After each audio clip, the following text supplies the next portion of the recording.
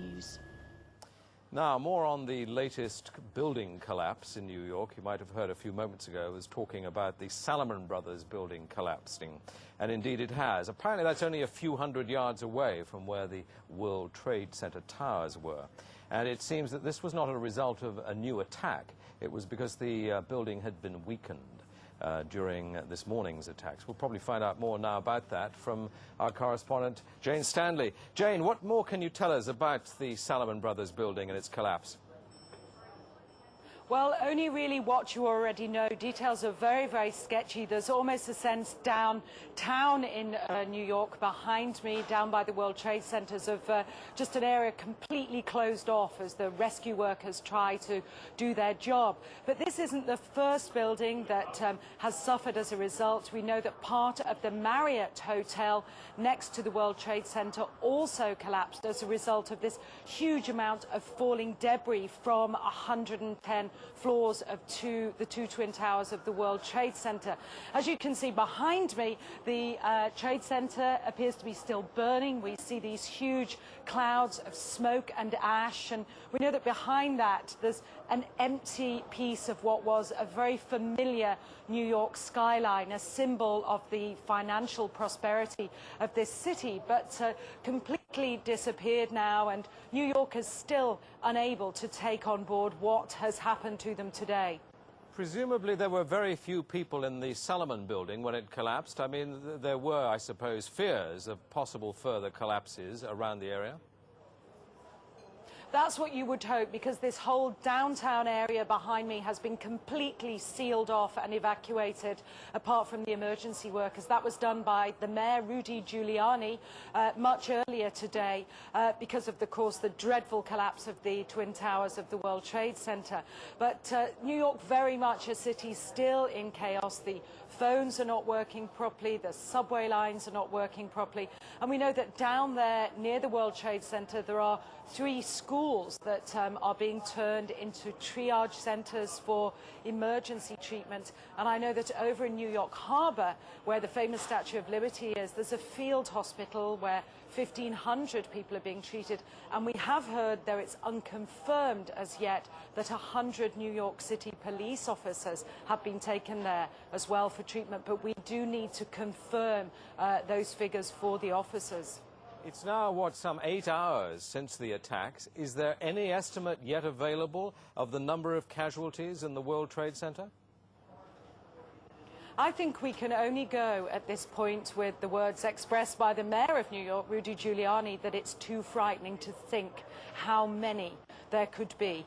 We know that it's about almost 300 people on the airliners that were used in these attacks. But you've got to remember, this was 9 o'clock in the morning on a Tuesday morning. It's busy in downtown Manhattan, in the financial district then. The World Trade Center itself has 50,000 workers. There are tens of thousands of tourists who go out there every day. The figures are almost too frightening to contemplate. You can understand why nobody yet wants to put a figure on them. Listening to the mayor, Rudy Giuliani, a bit earlier, one of his messages was, business as usual. We won't let this get us down. But presumably, a lot of Manhattan people must have fled the city to Long Island to get away from possible further attacks. Well, a lot of people were certainly trying to, but you remember that very early on, all the bridges and tunnels to the city, as well as the airports, were closed. New York was sealed, essentially. Now, we do know that the Long Island Railroad has begun running again to get people out of the city if they can, and people who can't manage to get out and perhaps lived in that area, they're being offered accommodation in empty school buildings. But certainly I saw earlier on today huge crowds of people desperately trying to walk up upper Manhattan to get as far away as possible. I think nobody really knows how to go or where to go, and you have to remember, even now, I don't think people can it can sink in to people what's happened. We haven't for the past hour or so heard much from the people of Manhattan. You're with them there. I mean, what are they saying tonight after this catastrophic attack?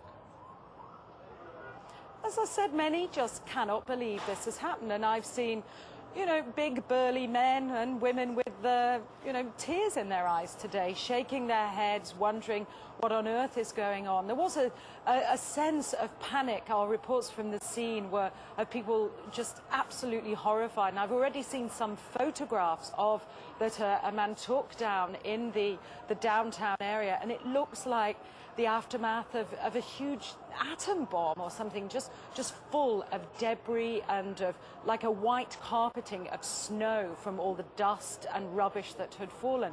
I don't think people can comprehend. They certainly have lost any feeling of safety. There's still a great pride in the city. People are determined to fight back, but a great sense of shock and loss. People keep looking at the sky, for example, where you can see the plume of smoke and say, when that's gone, it won't be there anymore. Our Twin Towers won't be there. Such a symbol of New York. Are they talking yet about revenge and what the government should do to counter this threat, or are they numb still? I think people are still numb, and I don't think people are talking about revenge in that way at all yet. I think people are still too traumatized. We don't know how many people have been killed. We can't even put a figure. I think when you talk to people on they daren't even say how many people might have been killed and injured. And I think that feeling, until the idea of the devastation, people don't really know what to say or what to think. I think they feel the bubble of their security as being in America has definitely been popped. This city and this country will not be the same. But they don't really know where to turn. That's the very sad thing. I think there's going to be a lot of very, very traumatized people that has hit them very, very hard. Jane, I think many of us, when we heard the news, perhaps on the radio earlier today, were completely flabbergasted by it and just couldn't comprehend it. I mean, it almost sounded too far-fetched.